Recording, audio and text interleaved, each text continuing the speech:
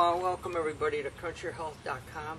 Today we're going to talk a little bit on health, more with nature, and I think I got a leak in my waders. It's getting cold, but every year, once a year in October, we go to the Manistee River up there salmon fishing. It's up there by the Tippy Dam in Wellston, Michigan.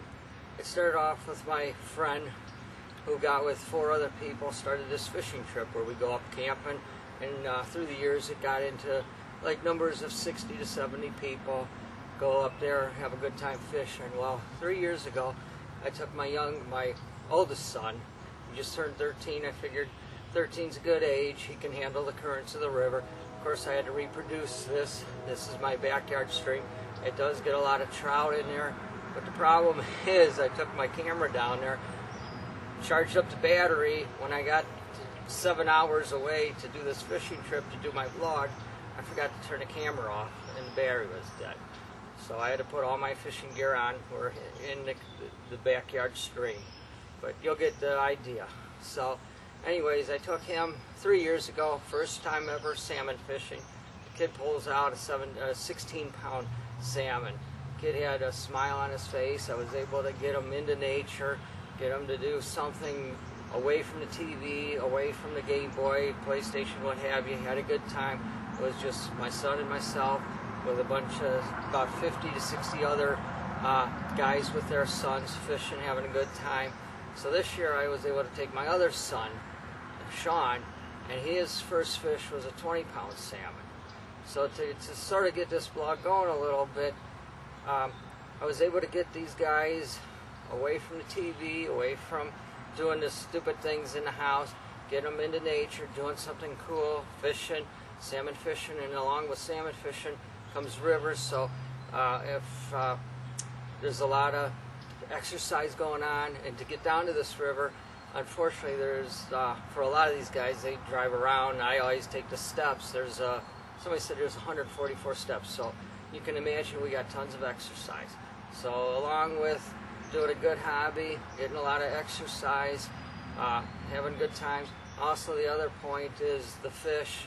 Salmon is good to eat, according to some people, with the omega-3s and stuff. Other ones, your holistic nutritionists, they kind of stay away from anything with eyes. But for most of us, especially the sportsmen, we kind of like to eat the fish, and salmon is one of the better ones.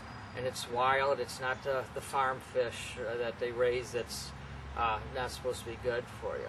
So we got 3 things going. We got the kids out, we got them doing stuff, we got exercise going, and also we got halfway decent food to eat. So along with any type of fishing trip, there's always fishing stories. What better can we do than it all comes out to my red stringer here. About 5 years ago, we caught a salmon. Of course, I put it on my stringer, took it to shore.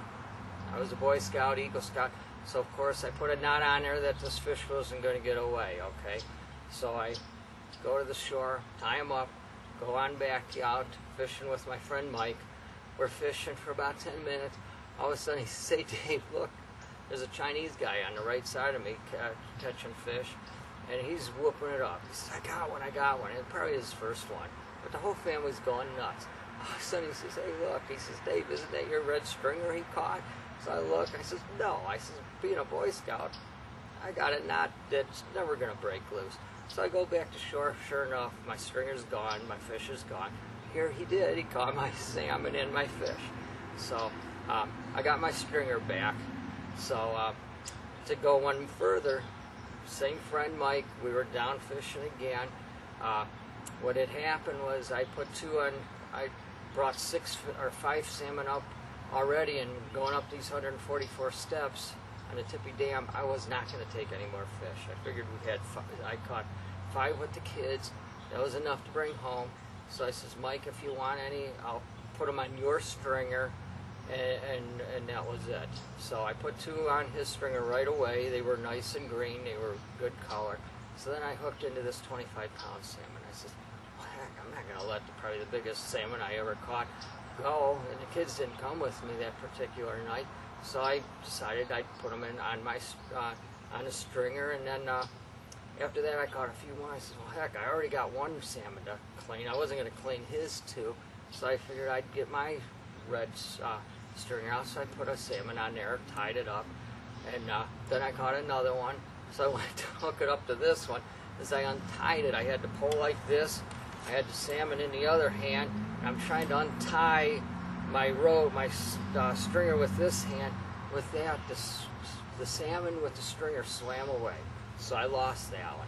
So I put the other fish on his stringer. Luckily, I didn't lose that. So I told Mike, I said, "You watch, I'm going to catch that fish back with my stringer." So about 10 minutes later, I'm fighting this other fish. I'm going crazy. The line's going out, and I bring it in. And sure enough, there's my salmon with my stringer. I don't know, can we count that fish as two? I don't know, but I was able to get my stringer back, put the fish on, and everything's good to go. And then my friend says, you know what, Dave, I'm kind of tired. And he wasn't catching anything. His back was all out. He says, I'm going to leave. And I thought when he said he was leaving, he'd be back, because we had a bunch of friends at the other end of the river fishing. So I'm stuck there with 5 fish, all ranging from 25 pounds to 2 that were 18 pounds, and the 2 smallest ones were probably 10 to 12 pounds. So I'm waiting and waiting, and I had 3 or 4 other ones on that broke my line. So I'm waiting, and he never comes back. So I'm stuck with 100 and some pounds of fish, trying to take them up and around. I went all the way to the other side of the river looking for them, dragging these fish. Well, they all left me. So the only other place to go was all the way to the other side, up the 144 steps up to Tippy Dam, up to the car lot. So that's what I did. And I'll tell you what, out of all the exercising I could ever done, I've never huffed more than I did on that time, bringing all those fish. So just to bring this to a close on healthy living, healthy eating, fishing is a great way to get your kids out. And it doesn't matter if they're boys or girls. And I kind of got jealous a couple years ago. There's this one guy with his girlfriend. They come trouncing down the hill right beside me. No waders. She's in shorts and tennis shoes. They go right out in the water fishing.